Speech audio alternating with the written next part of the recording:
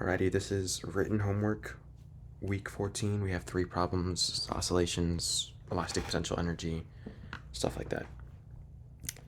So we can go ahead and start with problem 1 here. We have energy of bending a rod. So the problem says when one bends a long thin rod of original length L naught as shown in the figure to the right, the rod stores some elastic potential energy. This energy can be written in terms of the bending angle. All right, so we have our equation here, factoring the angle, bending coefficient, and the original length, right? So part A is asking us to use the definition of the cylindrical bending coefficient to rewrite the elastic potential energy in terms of the radius of the rod, not the radius of the curvature. So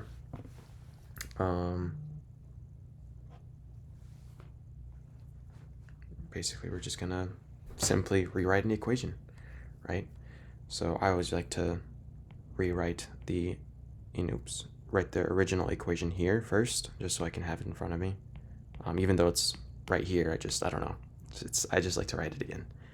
So we have half times the bending coefficient times the angle, right, squared over the length.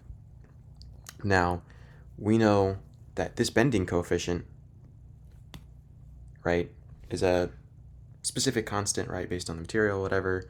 Now, there's a specific equation for it, right? It's dependent on two variables. Does anyone know what the bending coefficient is actually equal to?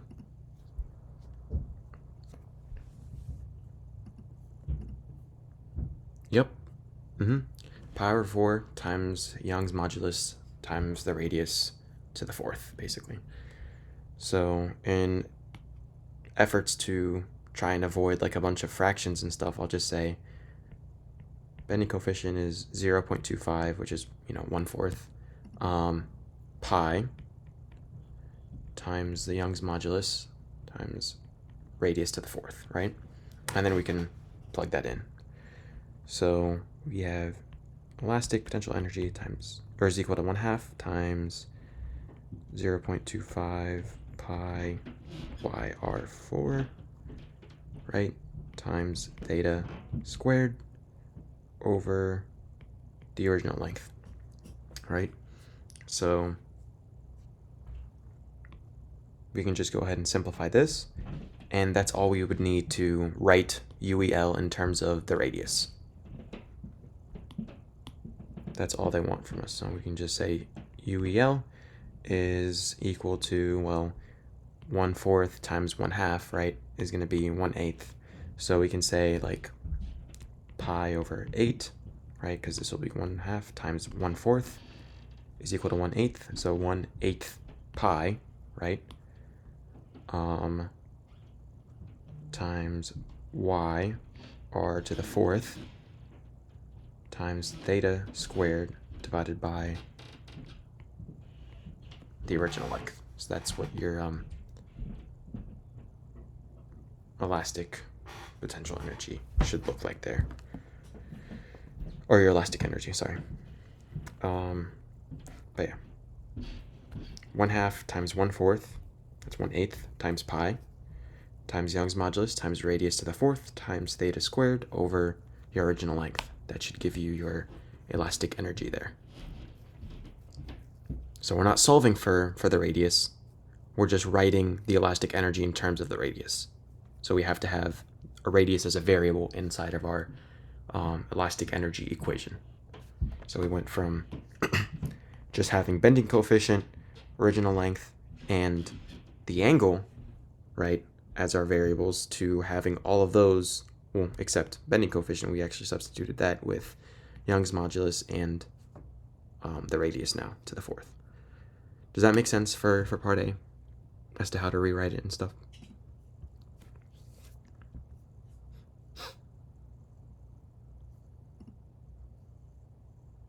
Cool.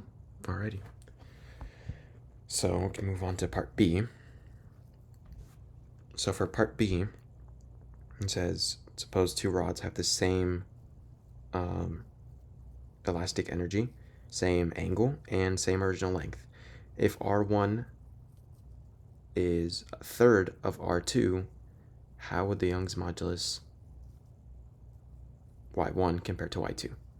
So this is just simply kind of plugging in, your changed variables, right? Plugging in R1 and 1/3 R2, right? And then looking at how that will change the Young's modulus. So first of all, like the most important thing is figuring out how we can like set everything equal, right, to the Young's modulus. So we want to isolate the Young's modulus like variable. So we have UEL here, we have our theta, we have original length, and we have our radius, right? So essentially and then we have our Young's modulus, right? So it's like moving everything over to the left-hand side of the equation and leaving y on the right alone, right? So that's what we're looking for. And then, excuse me here real quick, I just want to enable do not disturb just in case some people decide to annoy me. But like I said, we have elastic energy, right? We can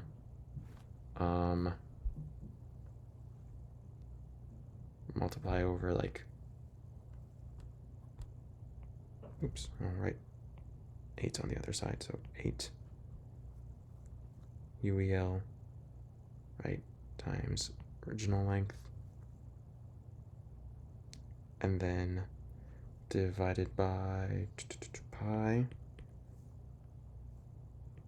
r to the 4th, right, times theta squared. There. So we can say this is R1. R1 will stay the same, right? And that's equal to Y1.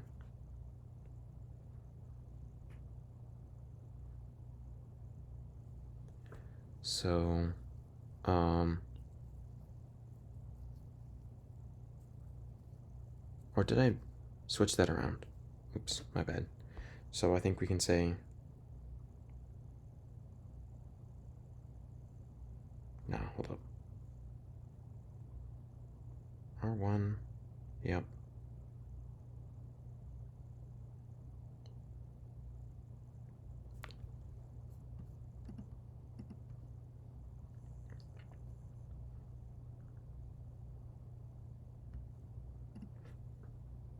Okay, my bad. Say this is 1/3 R2, basically. And then we can say that this is actually equal to the first Young's modulus. Okay, and so the second one is going to be the same, except now it's like just regular R2.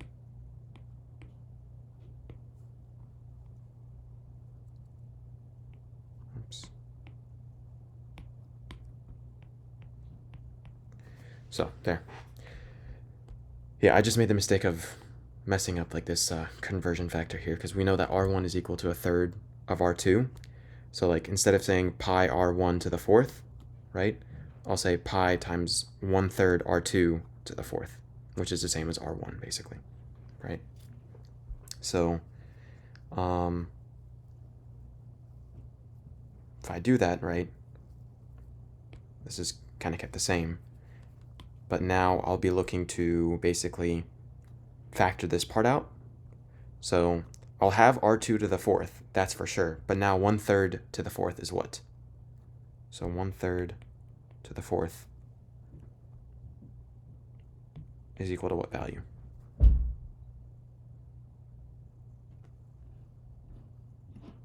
One over 81, right? So imagine this looks like this all of a sudden. So if we just had y1 is now equal to pi times 1 over 81, right, times r2 to the 4th times theta squared.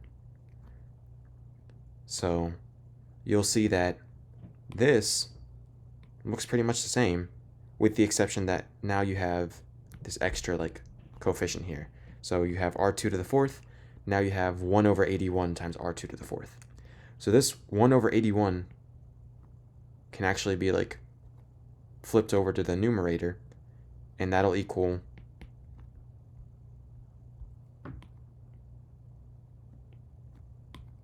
like 81 times 8. So r2 to the fourth, right?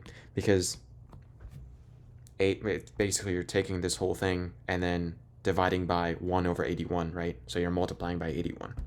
Well, this 81 here is added relative to this one. So we're comparing these two, right? So this is our final comparison. We're comparing 8 times UEL times L naught pi r2 to the fourth times theta squared to just 8 times UEL. See? So now it's clear that y1, is 81 times bigger than y2.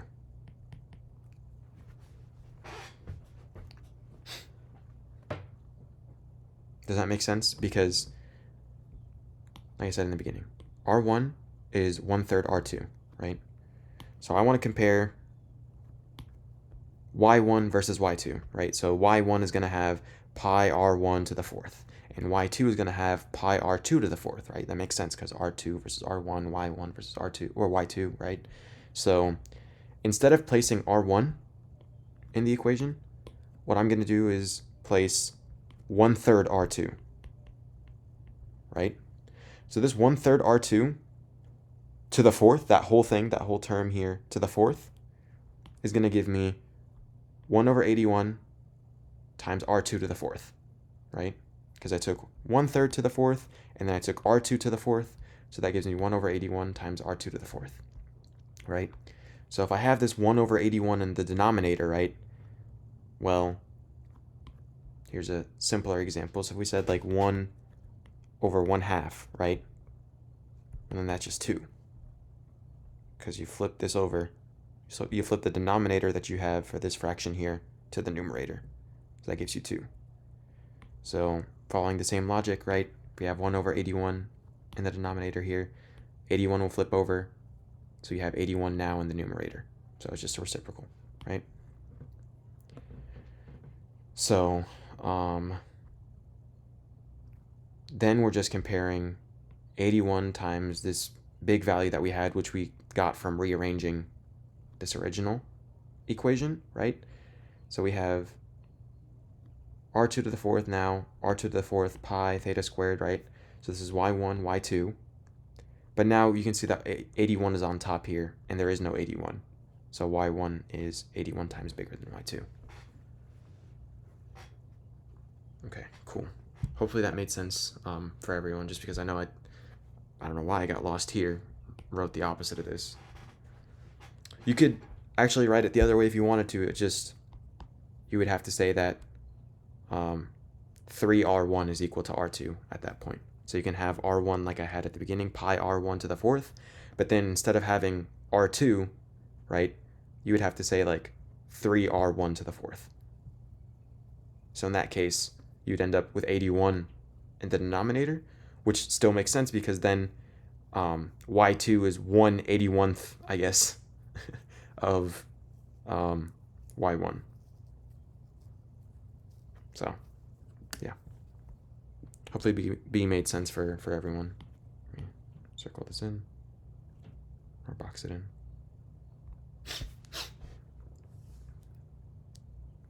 Sounds good?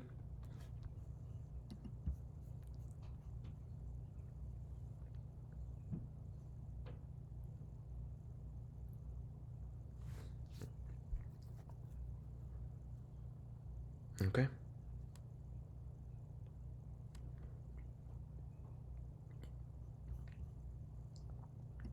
Alrighty, so moving on to part C, we have rod 1 is being bent into a quarter circle, and rod 2 is being bent into a half circle. How does the elastic energy for rod 1 compare to the elastic energy for rod 2? So we know from part B, right, well, these rods have the same like elastic energy, well, not anymore, my bad. Same original length, right? That's what I meant. But now we're looking for differences in the elastic energy, right? So we can kind of write a little ratio here, U elastic 1 versus U elastic 2. And so if we think about it,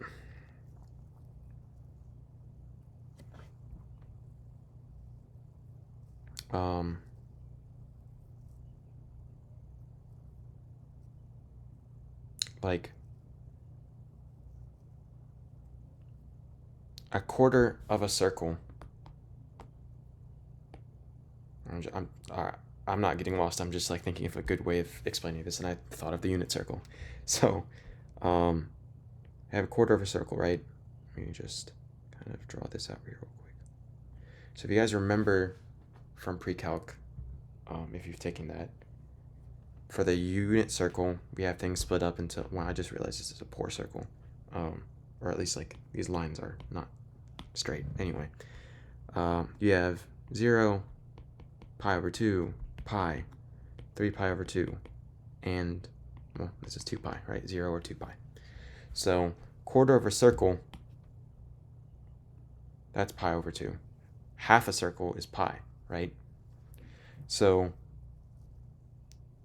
between rod 1 and rod 2, if the length is the same, right, the elastic energy is obviously, we're looking for that change there, right? Realistically, what changes about these two rods? Because remember, we have one that's going to be a quarter of a circle and the other one's going to be half a circle. So, well, not that angle, but kind of going around this way, right? So what would change?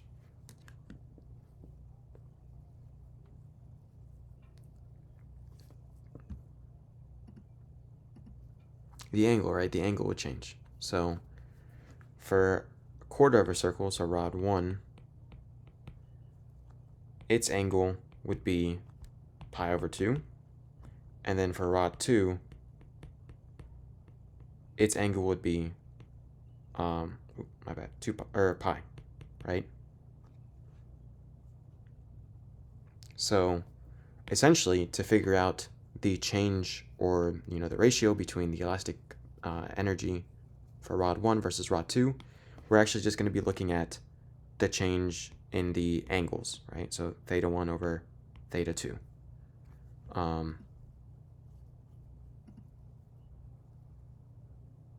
And then since in this relationship, right, in elastic energy, we have the theta squared, we're actually going to square both of these values, right?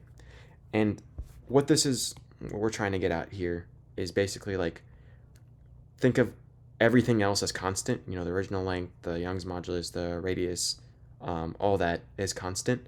But then we're just looking at, so like forget all this. So looking at UEL1 and its theta 1 squared versus UEL2 and its theta 2 squared, given everything else is the same, basically. Right? So that's what we're looking at here. And I think we can actually kind of confirm this, right? Because if we think about it, right, we have from before our UEL is equal to like the pi over 8, which actually we can just kind of omit that for a second. And we'll say yr to the 4th theta squared over the original length, right?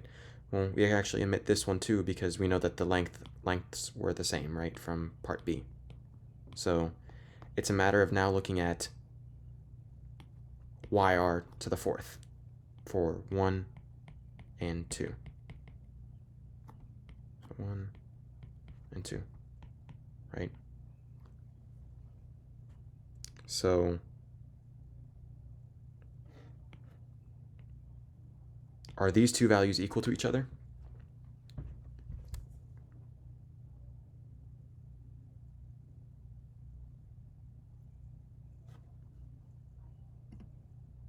No. Oh, I just meant like yr to the fourth and yr2 to the fourth, just those like two constant areas. Because what I'm basically trying to say is like everything is constant except the angles. So yeah, actually the product of yr to the fourth, or r1 to the fourth and r2 to the fourth are the same. Yep. So that allows us to cancel everything out, like I was saying up here, and just look at the change in the angle. That was just explaining where I got this part right here.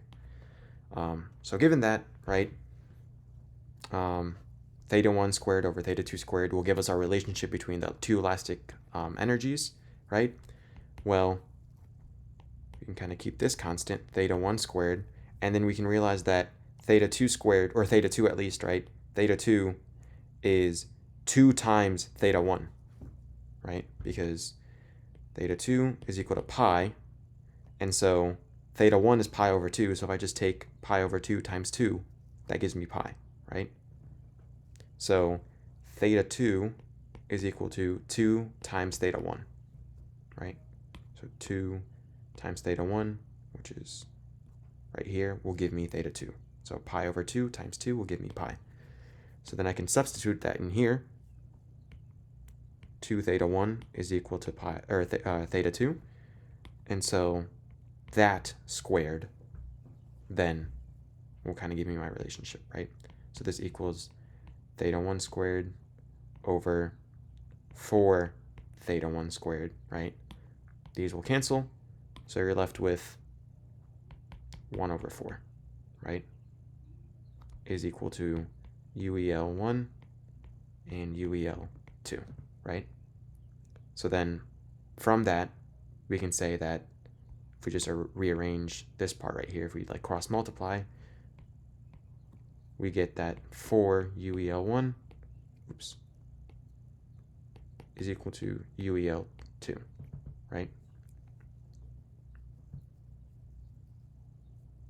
So effectively, the elastic energy for the second rod is 4 times greater than the elastic energy of the first rod. Yep, UEL2 is 4 times bigger than UEL1.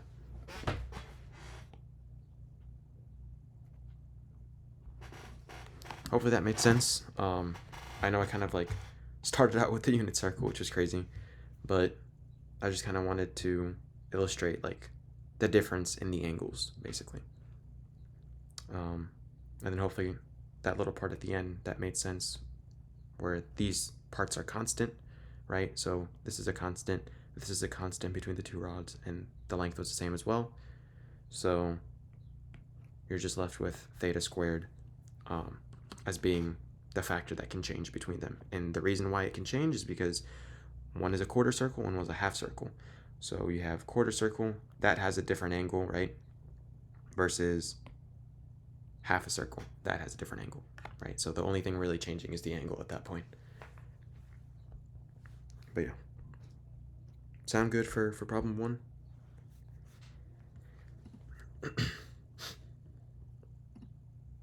Okay, cool. I will move on to problem 2 then. So problem 2, we have energy of bending DNA. So this unfortunately looks too familiar from biochem. We have a nucleosome, which is a subunit of a chromosome, and that packages the DNA into eukaryotic cells. The nucleosome is comprised of 150 base pairs of DNA that can wrap around a histone protein octamer 2 times. Assume that the DNA is a cylindrical rod, right? So part A, we're saying the Young's modulus of DNA is 300 millipascal, or megapascals. That's not millipascal, that's mega. Big M, mega. So 300 megapascals, right? And its cross-sectional radius is 1 nanometer. So we're being asked, what is the bending coefficient of the DNA? So what is, bending coefficient, right? So we had mentioned earlier that the bending coefficient was pi over 4 times Young's modulus times r to the 4th, right?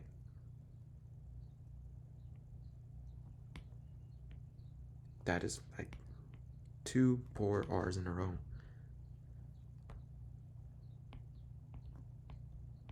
There.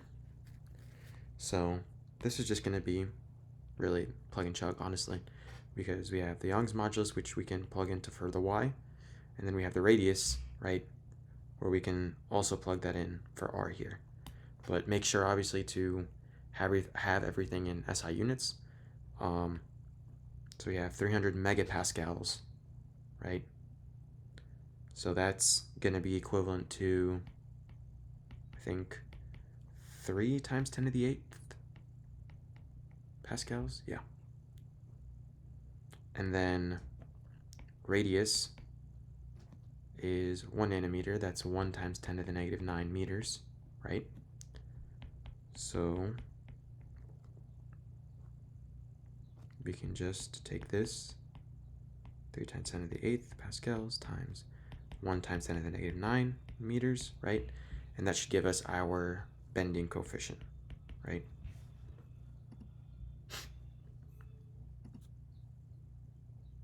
And then this is to the 4th, my bad. So 1 times 10 to the negative 9 to the 4th. And then let me know what you guys get for the bending coefficient, and we can compare.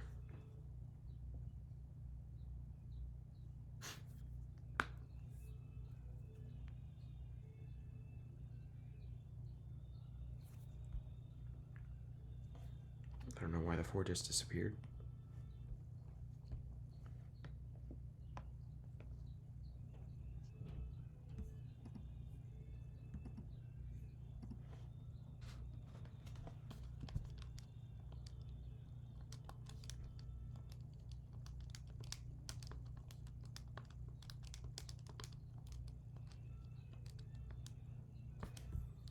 I got a little off from that, Abigail. Same value, 2.36, but I got times 10 to the negative 28. And I just checked mine as well. So, yep. 2.36 times 10 to the negative 28 sounds about right to me. And that's newtons times meters squared, by the way.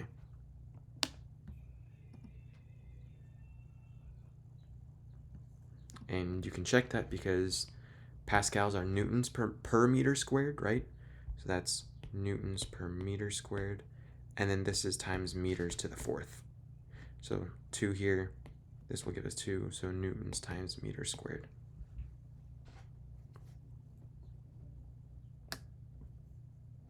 Yep.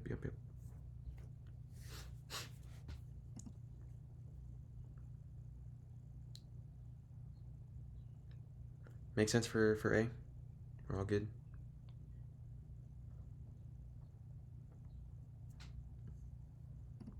Nice, okay.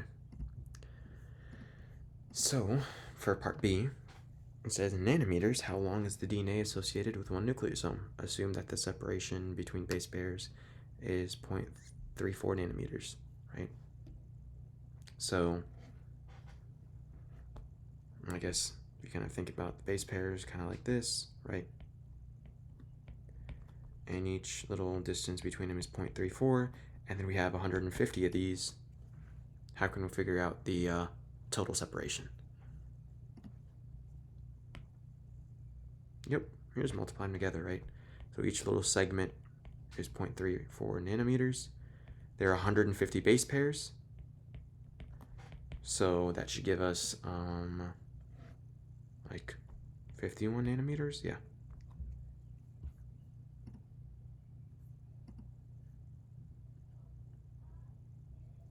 Yeah, 51 nanometers. Yeah, and they just want it to be kept in nanometers. It's kind of odd. But there. That would be how long the DNA is within a nucleosome. Does that make sense why we multiplied the two together?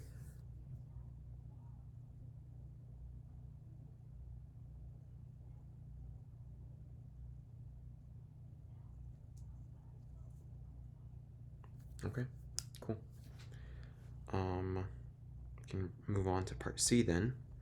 So we have find the energy required to wrap the DNA twice around the histone. You need to figure out energy to wrap the DNA around the histone, right? So we're looking essentially for elastic energy, right? So what kind of information do we have here? We're looking for elastic energy. We have Young's modulus. We have radius, right? We already figured out what the bending coefficient is too from that information. And then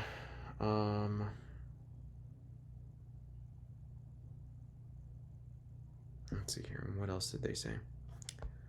And that we're wrapping around 2 times, right? So we're wrapping around 2 times. We know the bending coefficient, and we need to figure out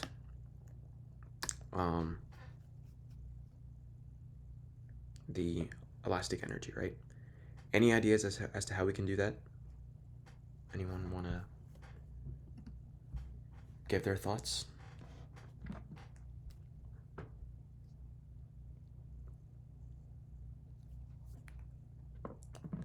Use 4 pi and plug in the rest. So 4 pi y. Why do we need to use 4 pi? Yep, exactly. So wrapping it around twice. So kind of with that example of the unit circle again, right? So if I wrap around this whole thing, where like a whole circle is 2 pi, right? That's a whole circle. If I wrapped it around twice, so it's 2 pi times 2. So that's 4 pi. And that would be my theta, actually. So my theta would equal 4 pi because, 4 pi radians for the two wraps, right? So for elastic energy, what equation would we be using that would involve your angle and some of the other information that we have figured out?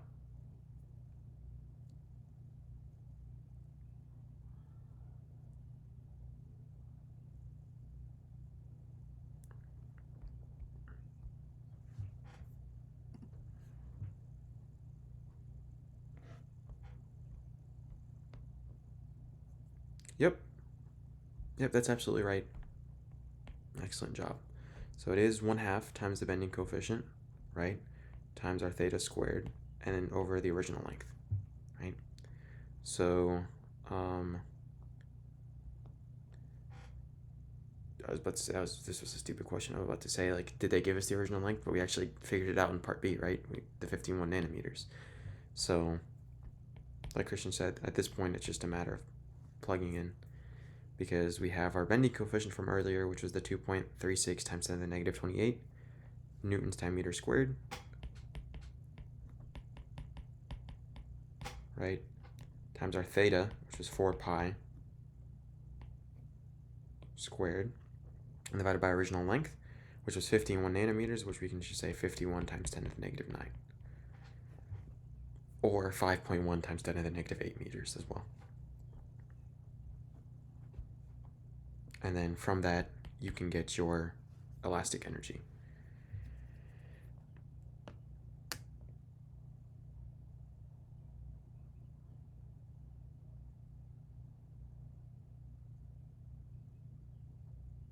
So, Kate, for that equation, you were thinking about like maybe this one, I think. This would actually give us the Young's modulus. And we're looking for the elastic energy. So it's like the same values that you just have to rearrange them to figure out the elastic energy. But the issue is, at that point, I think, is... Actually, no, it's fine. You can use that equation too. It's just that you have it arranged to solve for Young's modulus, I believe.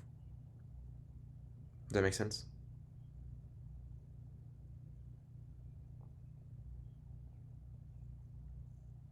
Okay, cool. Yeah, but I think you'd be able to use that one just fine. It's just you have to then plug in like your Young's modulus and all that type of stuff. And rearrange, obviously, to figure out for your elastic energy. But We all good for C1?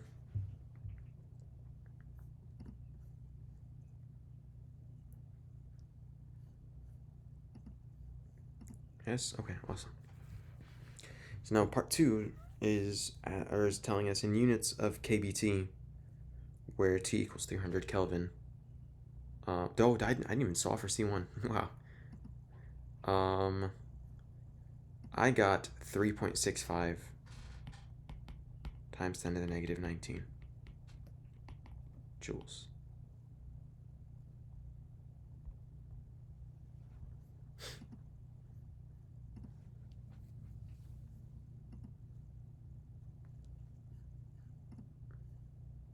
Okay, were you just missing like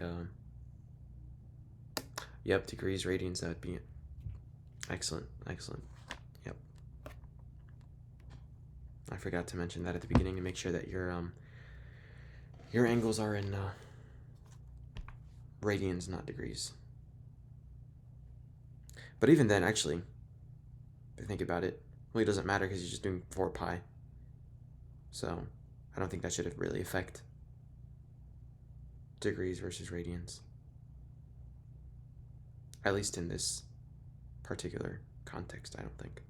Yeah, let me check to make sure that I'm not being stupid.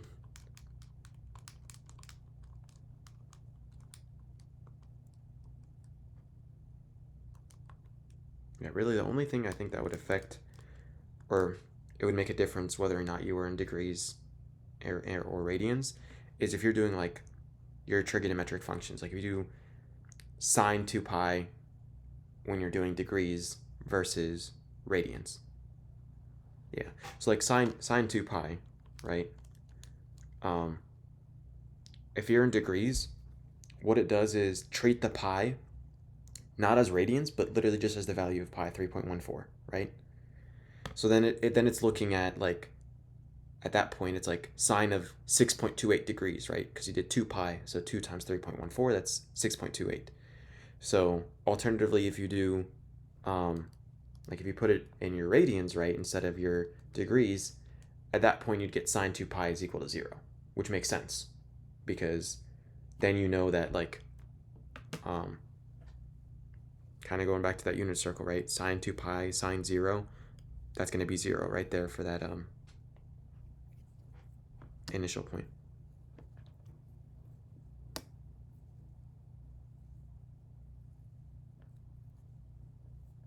So yeah, I think that would be the only time that radians versus degrees would matter, is if you're dealing with trigonometric functions and the value of pi. Otherwise, this is just like a normal calculation. So hopefully, Kate, you've figured out your mistake. I don't know, maybe you plugged in a wrong exponent or something, or forgot to square it, for example. I don't know.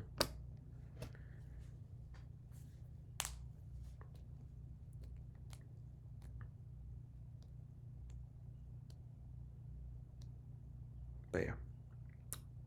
In the meantime, for C2, they're just basically asking us to figure out the energy in, not in terms of, but like more like multiples of kBt, right?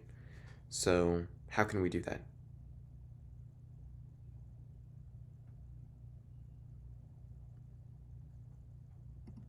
Well, we know kB, right? We know that's Boltzmann's constant. That's like 1.38 times 10 to the negative 23 joules per Kelvin, right? But we know our temperature, obviously they said temperature is 300 Kelvin. So it's like basically saying that, let's say, just to be simple, if kBt was 10, right? kBt was 10, and we know our energy was 20 joules, right?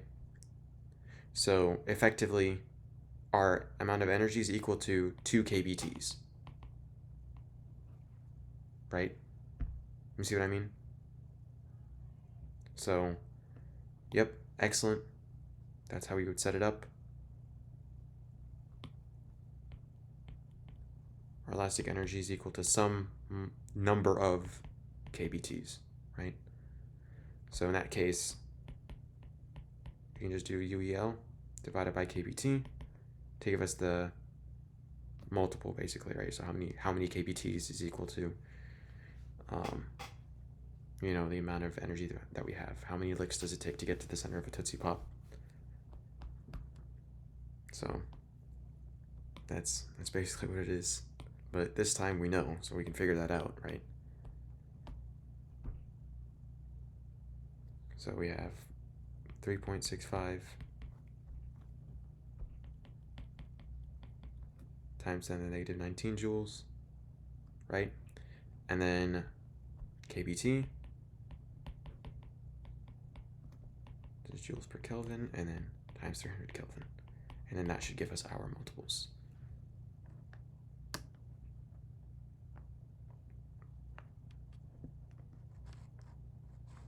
And please excuse the Tootsie Pop joke, because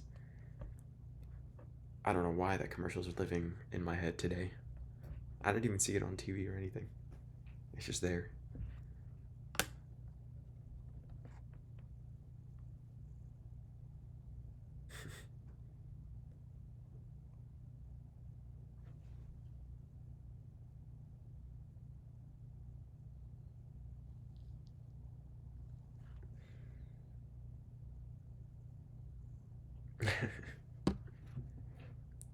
So, yeah, about 88.2 is what I'm getting as well. 88.25, I think, exactly is what I got. I don't know why when I zoom out, numbers disappear. 88.2, there.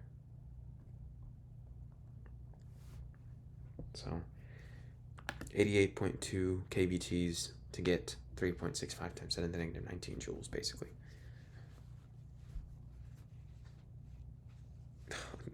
No, please. I don't want that to get stuck in my head. Alright, I'm moving on to D so I don't have to deal with that. Okay, part D, it says, suppose this 150 base pair length of DNA is bent without the histone into a single curve with a total bending energy of kBt. What is the bending angle in radians with this total energy? So basically, they're telling us that we're going to be bending this DNA, right? And we're going to basically use up like kBt amount of energy, right? So our elastic energy at that point is then equal to kBt, right? So now they're just asking us for the bending angle in radians, right? So we know that UEL is now equal to kBt. That's how much energy they're wanting us to use, right? And then that in turn is equal to half that bending constant, or a bending coefficient, times theta squared over our original length. And then we need to figure out what this theta is, right?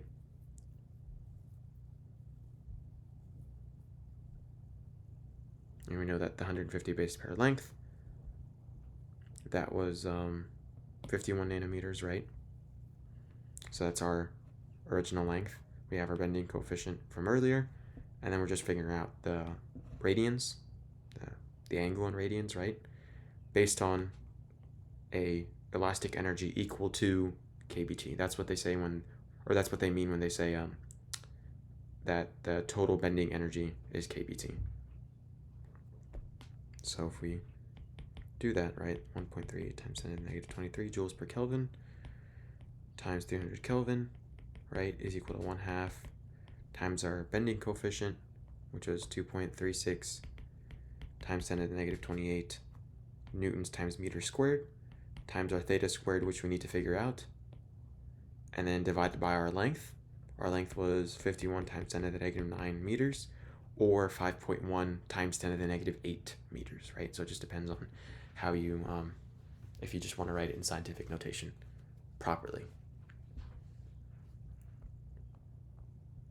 But yeah, that should give us our theta in radians, and let me know what you guys get.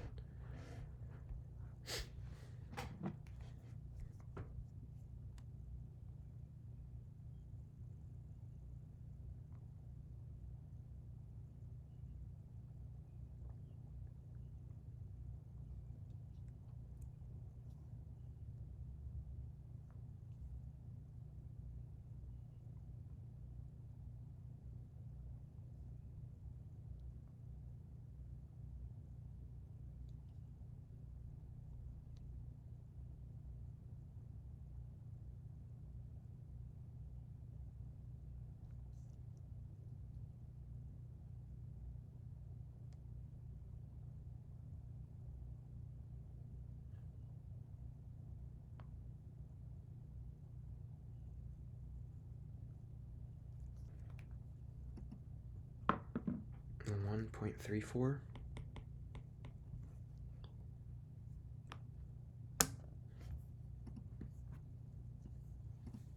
So people have 1.34.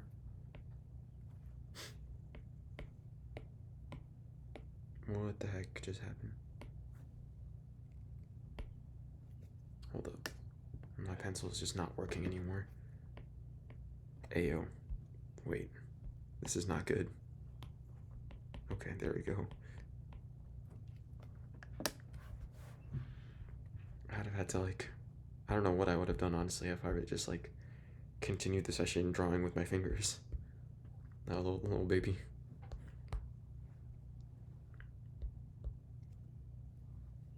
Okay, yeah, 1.34 sounds about right to me. That's what I got. So why is it doing it again? Okay, there we go. This is not good. Alrighty, that makes sense for problem 2 overall. How everything kind of tied together. Okay, cool. So now we're just left with problem 3, which is just a ridiculous amount of parts, but a lot of it is quick, simple, one step, two step things. There's not a lot of writing at all, I don't think. Oh wait, are you saying the last part or just problem 3 in general? Oh, just problem 3. Yeah, the problem 3, it seems long, but it's really not that bad. Yeah, we can start it here. So we have graphing spring energies. So it says the diagram at the right is a plot of the kinetic energy of a horizontal block spring system as a function of the position of the block, where the equilibrium position is at x equals 0. The block oscillates with an amplitude of a equals 5 meters. So is that better? Hopefully.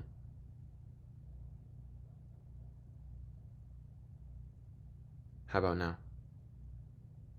I can always just refresh if the audio is cutting out. One sec.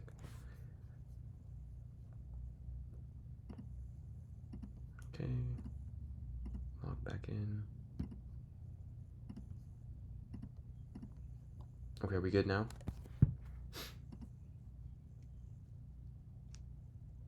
Okay, cool. So they said the amplitude is 5 meters, right? So amplitude, definition of amplitude, right, is the maximum distance that we're traveling, right, when oscillating. So you can either go negative 5 meters or positive 5 meters, right? That's the maximum distance that we can go. So part A, it's asking us, or saying, on the blank graph below, sketch the potential energy of the block spring system, and note that the graph has the same scale as the original graph above. So all that means is that basically your points here, right, are just going to be the same. So here we can see that this is how many squares? 1, 2, 3, 4, 5, 6, 7, 8, right? So each square is 2 joules, basically. And then, or at least in the y direction, right? So 2, 4, 6, 8, 10, 12, 14, 16, right? In the x directions, 1, 2, 3, 4, 5, right? So we're just keeping that same scale. So now we have to draw the potential energy, right? So if I were to say, if I'm standing at the edge of a cliff, what type of energy do I have?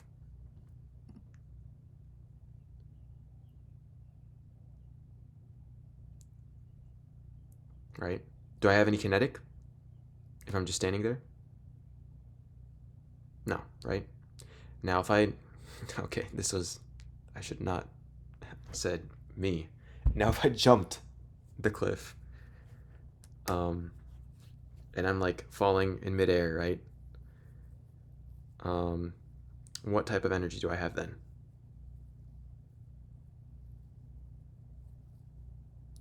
Kinetic, right? Kinetic and anything else?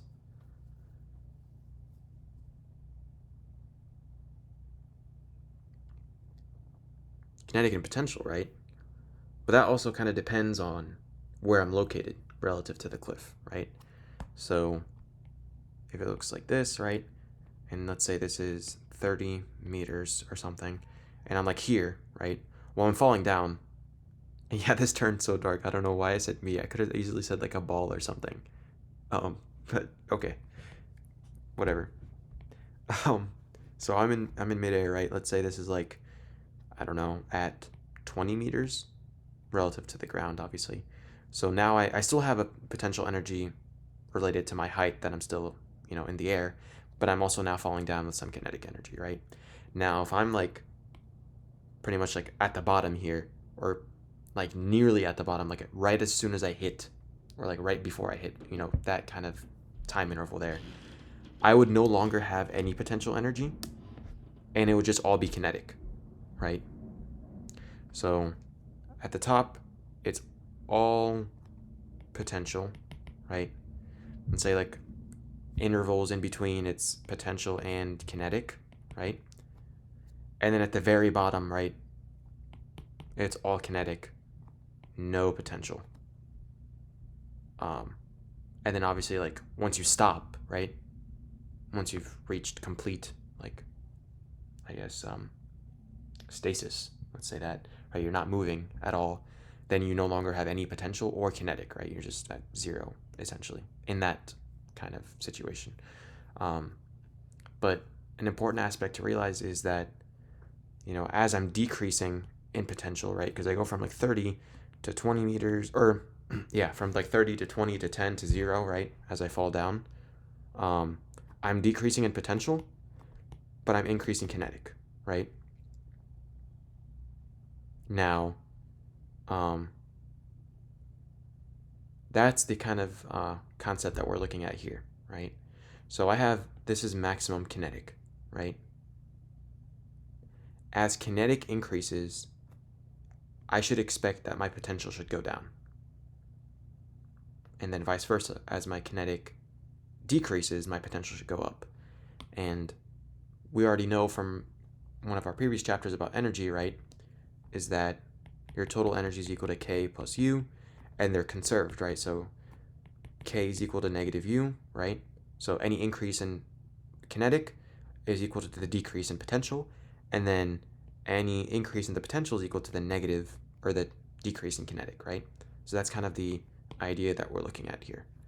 So in that case, the graph would actually look pretty much the same. It's just now that it's flipped, right? So it's upside down, like Christian said. So if my maximum energy here, right, my total energy is 16 joules. Oops, let me kind of drag it there.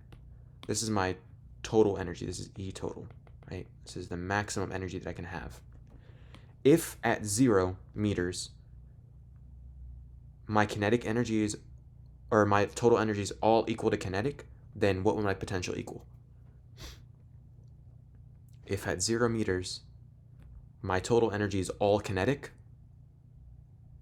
then my potential is equal to 0, right? So if it's all kinetic, there's no potential. Now, if at 5 meters or negative 5 meters, I don't have any kinetic, because it's at 0, then what's my potential? If there's no kinetic, then it's all potential, right? So in that case, at negative 5, it's 16, and 5, it's 16 as well, right? Because at that point, my total energy, my E total, would be equal to all potential and 0 kinetic. So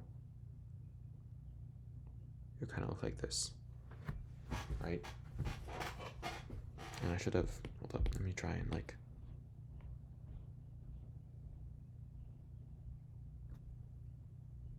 there we go. Looks decent. There. So that's how the graph would kind of look like for part A. Does that make sense about the whole like conservation of energy and increase and decrease in potential versus kinetic and stuff like that? Okay, cool. And sorry about the horrible example of jumping off a cliff. Don't worry, I'm fine. It's just, for some reason, I put myself in a lot of these problems. Anyway, for part B, we need to determine what fraction of, yeah, you know, it really would have been better if I said diving board, right? Diving board would have been a lot better than freaking cliff. Yeah, that's a red flag. Anyway, part B, it says determine what fraction of the total energy is the potential energy at the following points. So they're just basically asking, like, out of the total energy that we have, how much of it is potential, right? So UX over E total. Now, preface this with, like, me not being sure really what's right and what's wrong for part 2, because I was counted off a point for having the wrong answer for part 2, but I was like 100% sure I had it correct. The explanation that they gave and the, like, answer key was just, like, not right in my opinion. So I'll give you both, and we can come to a consensus as students to see what's right and what's wrong. I don't know who you can reach out to be honest, to, like, confirm, because the TAs are on strike, and I know Dr. De Jong has some personal issues at the moment. So, like, I will just give you both, and you can ask the, like, professors, or, like, a different professor if your professor is not available, and to see, like, what's going on, because I personally think the way I solved it is correct, but we'll see. So, if we're following this fraction, right, then at 0 meters, right, at 0 meters, what's our potential energy?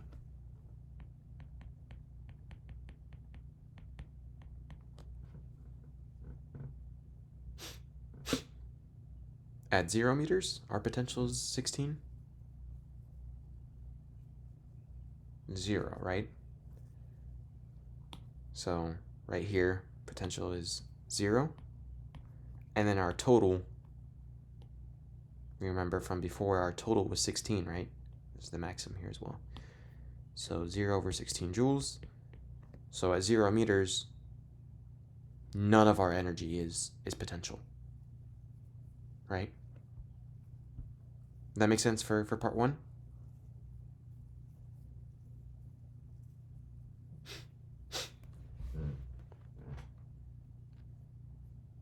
Yes? Okay, cool. So,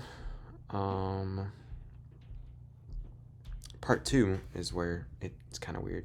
So, this is UX over E total, right?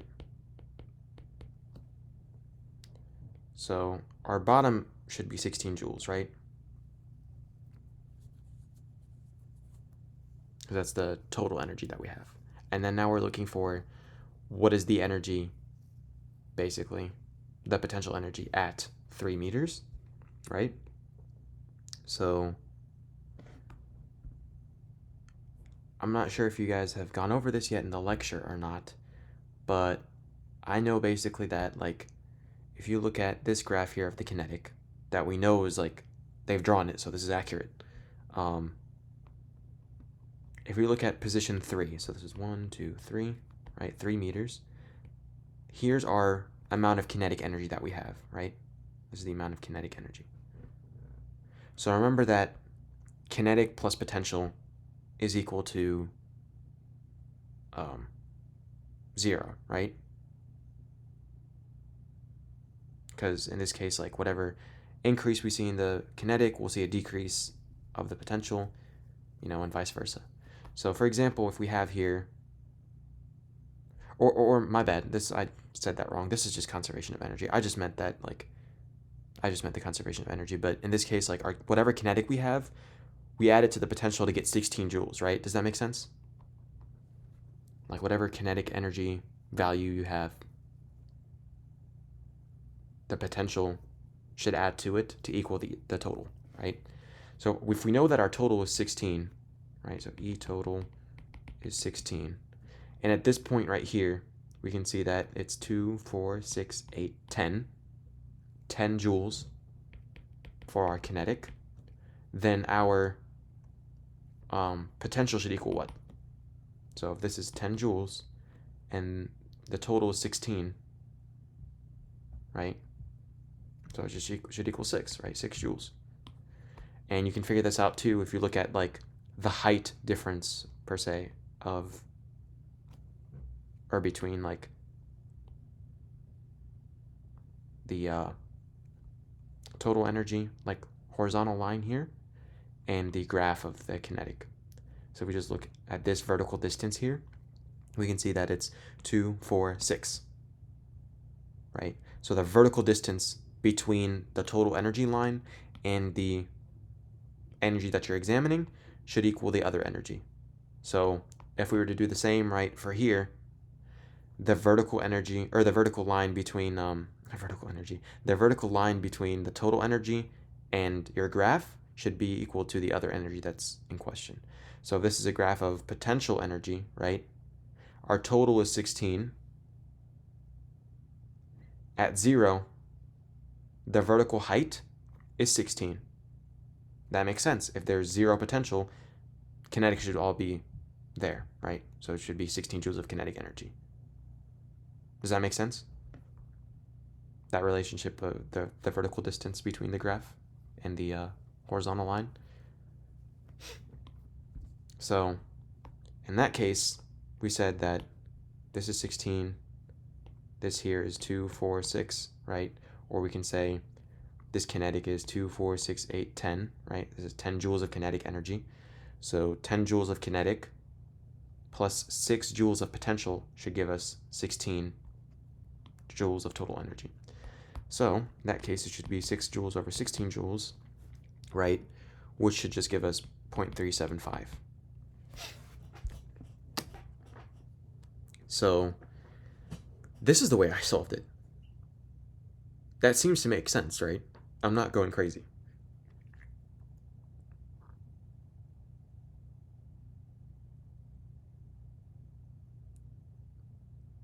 Or maybe I am, because you guys are silent, so I don't know.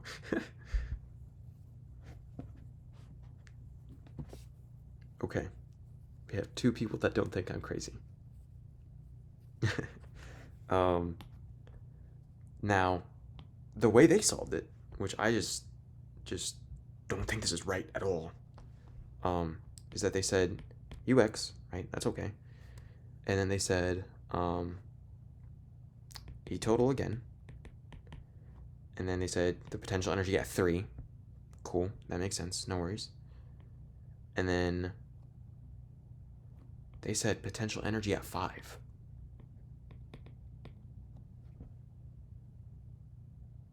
That doesn't make any sense to me. Because this should be the total energy. Like, I mean,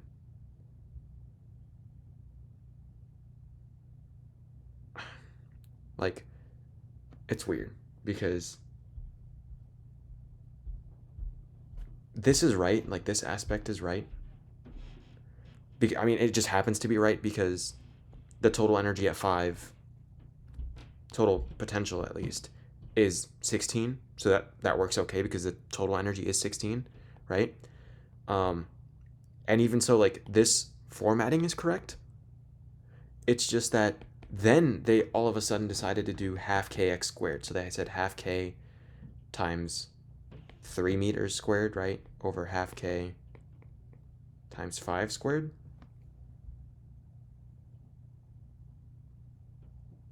So this cancels, and then you're left with 9 over 25, which is not the same answer, actually. It's a little bit off.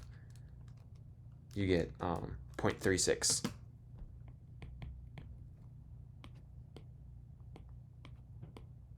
You see what I mean? Like, I have no idea why they did half kx squared and half kx squared here as well. I mean, this checks out. This is 16. That's cool. No worries. But, like, this ends up being, if we were to think about it, like 4.5 times the spring constant. Which, I mean, sure. But we don't really know the spring constant. And like, I just figured like looking at the graph, it'd just be much simpler to determine that. I mean, they gave us this graph, like this has to be right. Like, this is what's given to us. So I just measured 2, 4, 6, 8, 10. This is 10 joules of kinetic, so you must have 6 joules of potential. And so, I mean, okay. So I know that I mean, I've solved this earlier. So, the spring constant,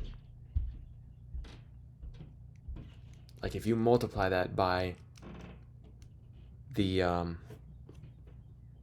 value here, so this was 9 times half times the spring constant, right?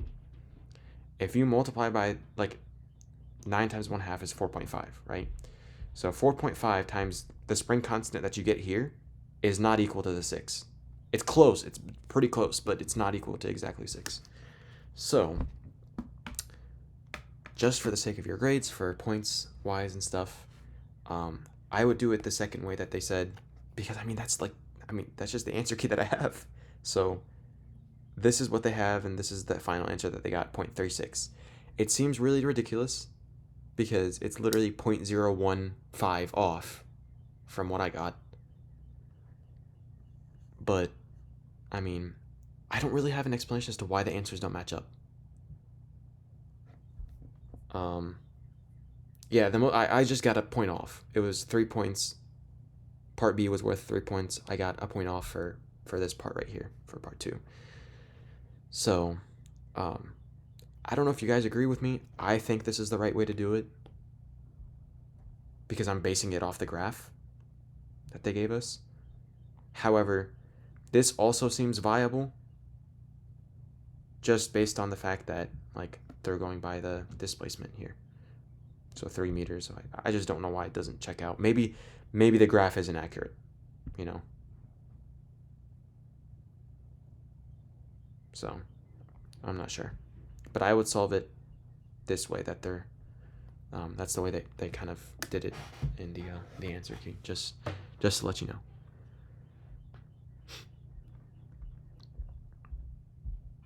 Maybe the graph wasn't exactly proportional, I don't know, or to scale or whatever. But does that make sense? I mean, the way they did it doesn't seem wrong. It's just that, like, you know, it just seems that since you're given the graph, like, why wouldn't it be 6, you know? But yeah.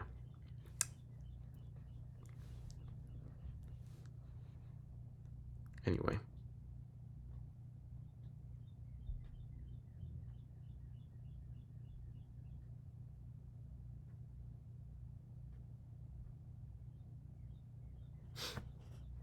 So hopefully that made sense for C2. We can then figure out the spring constant for part C, or I said C.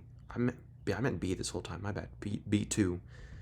But now we can figure out the spring constant for C, right? Because we know that spring potential energy is equal to half kx squared, right? And so we know that, I mean, we can just use whatever points we know, honestly. But given that the graph seems to be a little bit unreliable, we can choose 2 points that we know for sure. 2 points that we know for sure. So what 2 points do we think we can use for spring potential and displacement here? What points do we know the values for sure?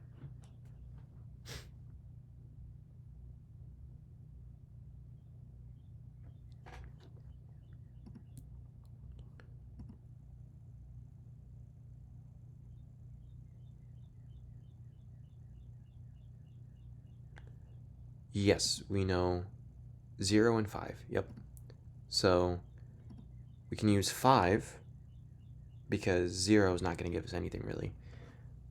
We know that at 5 meters, right, what is the energy, the spring potential energy at that point?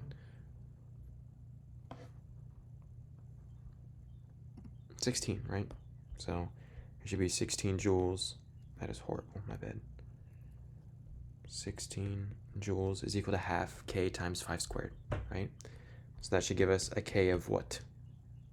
It's 25 divided by 2, and then divide that over to get your K.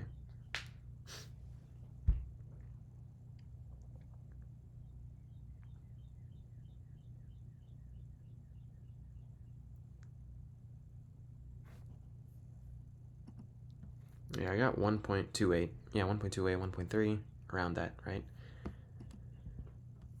And so, yeah. Yeah, if you take 1.3 times 4.5, right, from before, because we said that this, oops, whoa. We said half K times 3 squared, so 9 times 1.28, basically, times 1/2, right?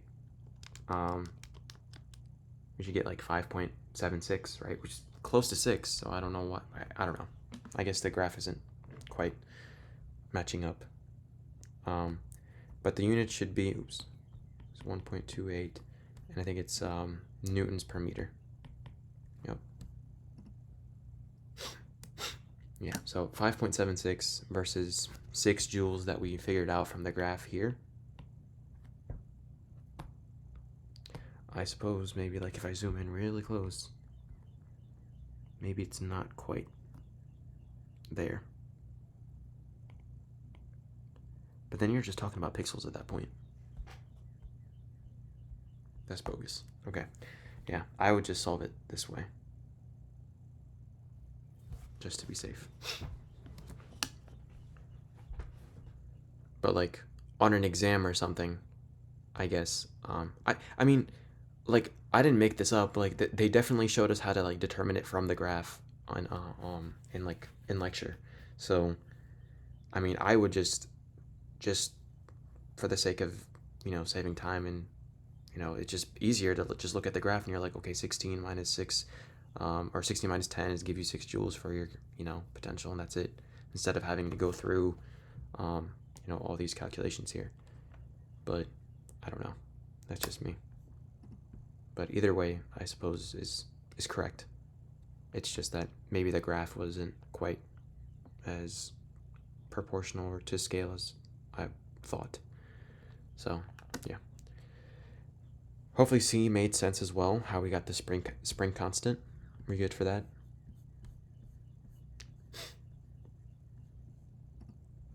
Yep, okay. So now part D is saying, we're asking at what position is the kinetic energy equal to the potential energy? Right? So we know that the total energy is equal to what?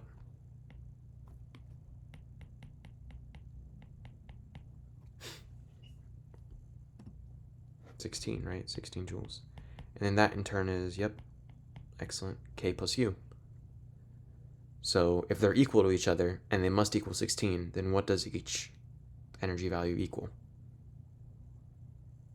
8, right? So K is equal to 8 and U is equal to 8, right? 8 plus 8 is 16. That's when they're equal to each other.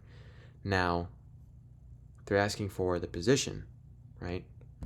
So how can I get an X value, basically, from these here? Would I be able to use kinetic energy?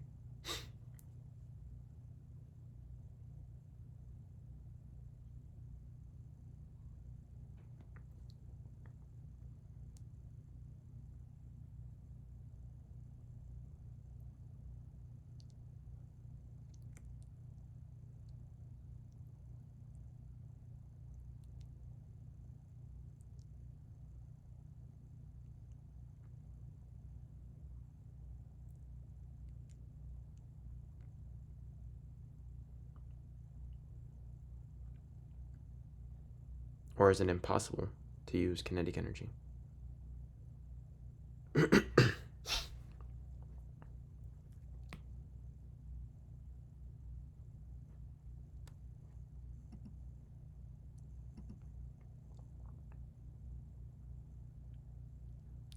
So yeah, kinetic energy is half mv squared, right? We don't really have a mass, nor do we have a speed or a velocity, right? But we do have potential energy. The spring potential energy has the x that we're looking for, right? And we already figured out the spring constant as well. So if we know that spring potential energy is equal to 8 joules in this case, and that's equal to half kx squared, well then we can just solve for x, because we know that k is equal to 1.28 newtons per meter, and then x squared, and then we can just solve for x at that point.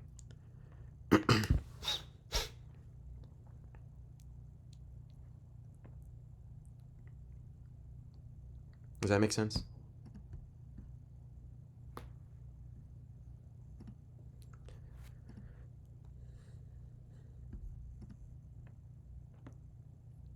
So this should give us around what position would they be equal to each other?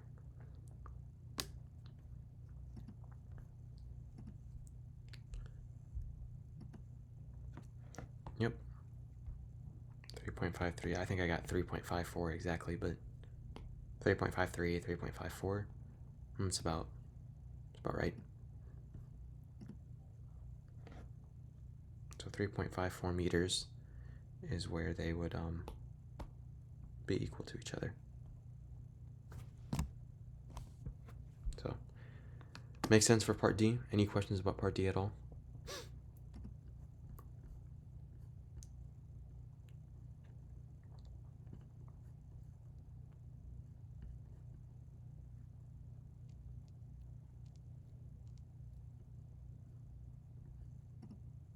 Makes sense. Cool.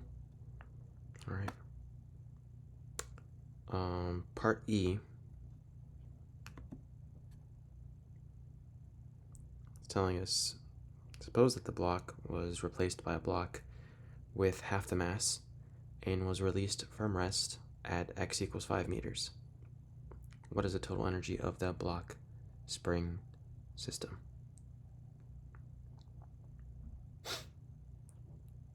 Now,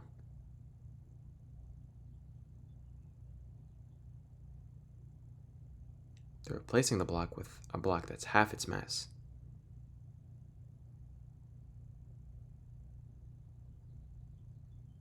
So, if you think about it, does the total energy stay, or does the total energy change or stay the same? Wait, what am I saying? That's not the right question. Does the total energy change for this system if we half the mass?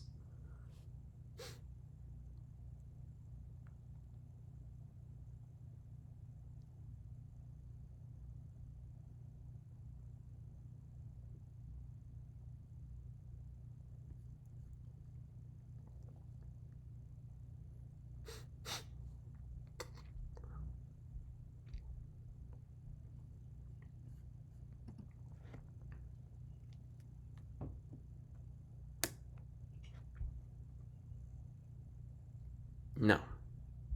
Do you want to explain why?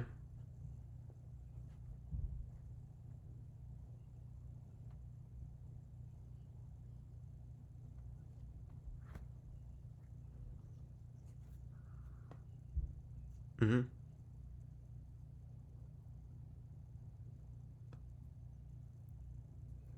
So, if you change the mass, right? If you half that,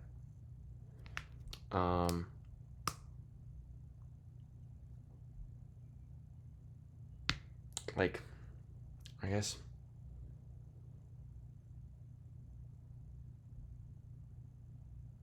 hmm.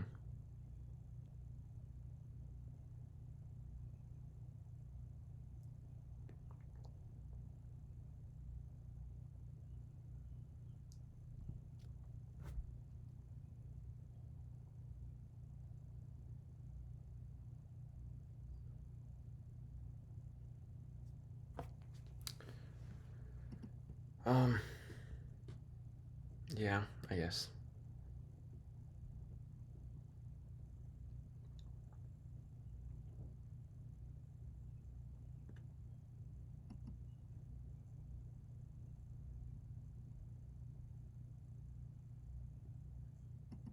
I think I would say, like, I mean, they have the block as being released from rest at that amplitude. Your initial kinetic energy is 0, which was the same as before. Your total energy is still 16 joules.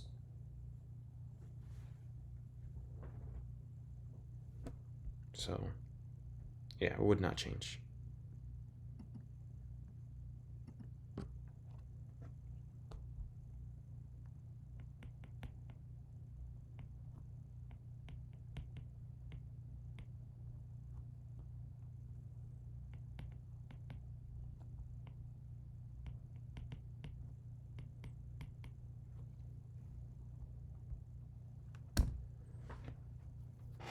Yep.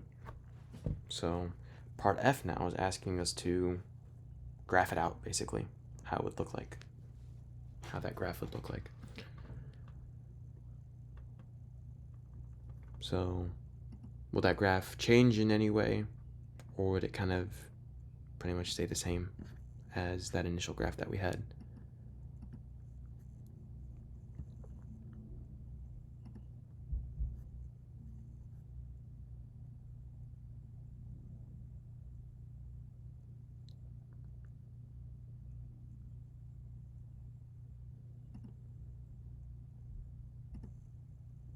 Stay the same, right?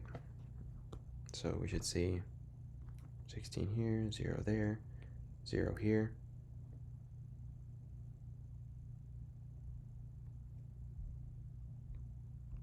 So kind of like that, right?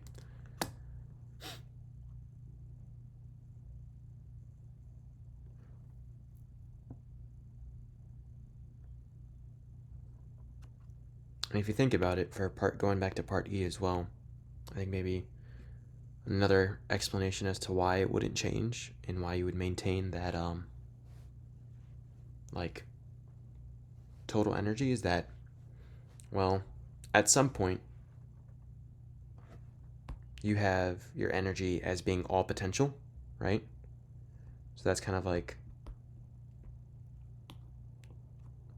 at the amplitudes, right? You know how we had at -5 or +5, we had all of that energy being equal to potential. Well, in that case, if all of your energy is equal to potential, right, and we're using the same spring, just half the mass, well, mass isn't in this equation, right? So that total would have to remain the same. That'd be an alternate explanation as well. And that's how I initially thought about it. So yeah, either explanation, is valid. So yeah, the mass change has no effect. You would maintain a total energy of 16 joules.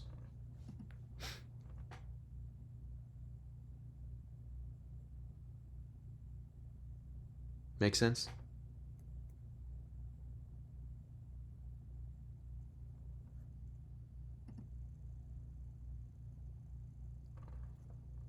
Okay, cool.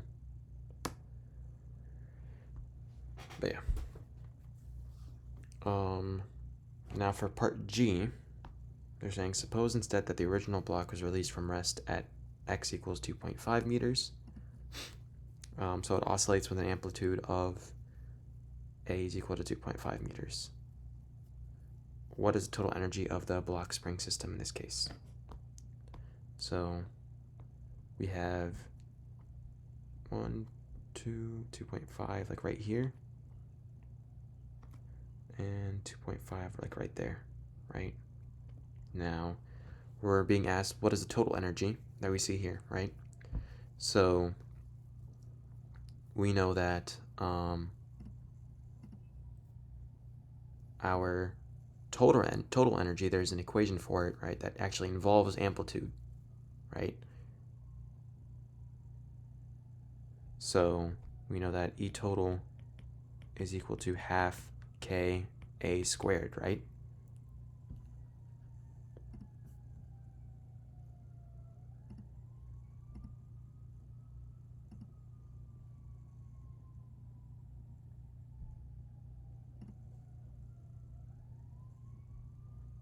So in that case, this is also kind of equal to like your initial potential energy, because it's what you're releasing at rest. So you kind of have it like, basically just imagine it being stretched out to 2.5 meters, and this is like 0, for example, right? So in that case, this stretch is all potential, no kinetic. So like your initial potential is equal to like your total energy, basically.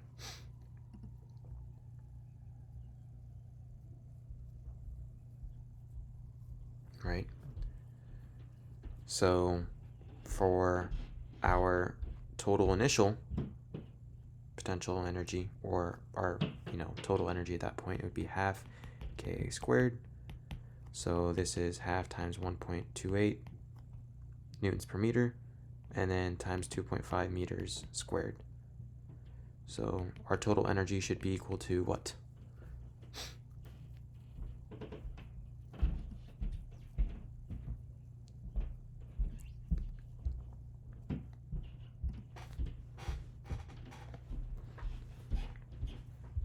Four, right?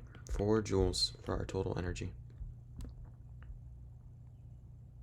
So we should see, like, this is moving a little bit ahead, but our horizontal line should be there. So effectively, for our kinetic energy graph, it should kind of look like this. Well, that's not great, but like kind of like that, right? And then in turn, like, our potential would kind of look like this, because then your total energy, right? Because we said total energy is 4 joules, and that's going to be equal to your initial potential energy, because once you have everything, like, once you have like your little block stretched out to the amplitude, which is the maximum position, that's when you have your total energy, right? Because it's all potential at that point. So we have here, that's E total at either little end, at either amplitude, right? So we have 4 joules there. Does that make sense so far?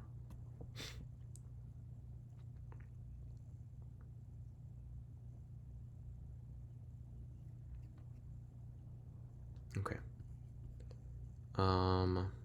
For part H, saying on the graph above, sketch a plot of the kinetic energy as a function of position. As a guide, first answer the following questions.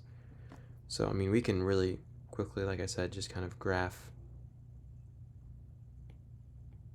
the kinetic there, right? Because we know that at 0 meters, if we plug this in, 0 meters for our, well, not for our amplitude, but if we said like u half kx squared, right? So for our displacement, if this was 0, then potential is 0, right? So if potential is 0, then it's all kinetic. So at that point, your kinetic is actually at a maximum. Does that make a little bit more sense? Because then at this 0 meter point, none of it is potential, it's all kinetic, and that is going to be equal to the 4 joules, which is your total energy. Now at either amplitude, right, negative 2.5 or 2.5, right, you're going to have 0 kinetic, none of it's going to be kinetic, and all of it's going to be potential, because it's just going to be at the point where like you're just stretched out, right? So this is 2.5. If I release it from 2.5 and it goes back to 0, well, now it's moving, right? So at 0 is where I'm gonna see like the maximum kinetic energy, essentially. And in that case, my maximum kinetic energy is actually just equal to my total energy, because I don't have any more potential at that point. Make sense?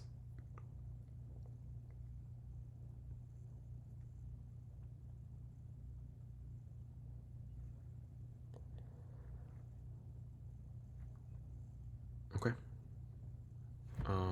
So now it says given your answer for part G, what is the maximum amount of kinetic energy the spring can have? So we already kind of answered this, right? What would our maximum amount of kinetic energy be?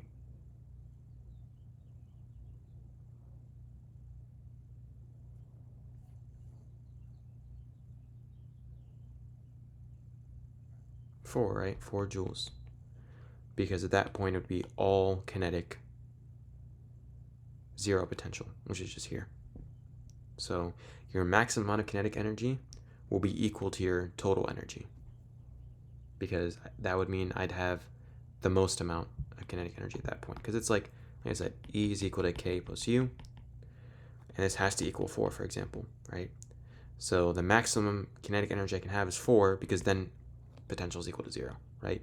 I could, for example, also have like 3 joules of kinetic and then 1 potential, or 2 and 2, right? Or 1 and 3. So the maximum kinetic I can have is when my potential is at a minimum. So max kinetic is when there's a minimum on the potential, right? And that's why, like, if I were to graph the potential, oops,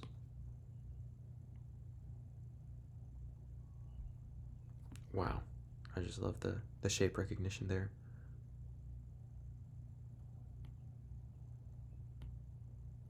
Kind of look like that. You see what I mean? Because then when my kinetic is at the maximum, right, when it's 4 joules, this is 0. The potential is 0, right? When my potential is at a maximum, right, when it's all potential, when U is equal to 4, kinetic is equal to 0. So as one increases, the other decreases. One increases, the other decreases. You see what I mean? So your maximum kinetic is when you have minimum potential, and your maximum potential, right? Your maximum potential is where you have minimum kinetic. So max kinetic, minimum potential, max potential, minimum kinetic.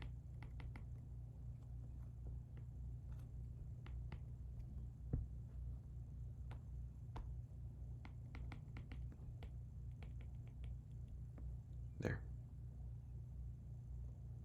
Does that make more sense?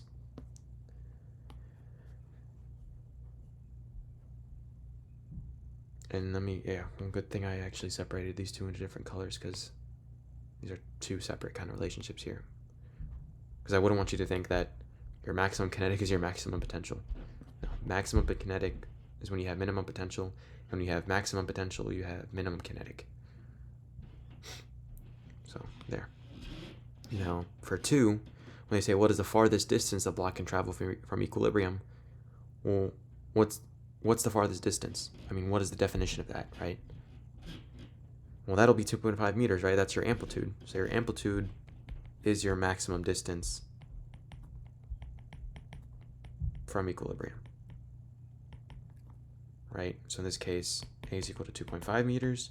So maximum distance is positive or negative 2.5 meters from equilibrium, or from 0, right?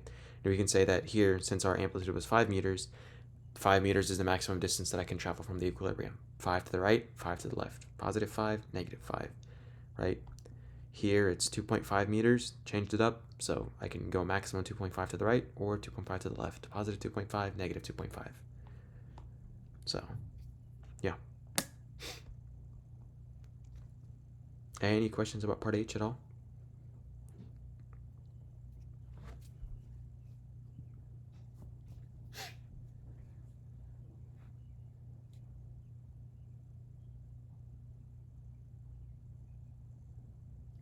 You're all good? Okay.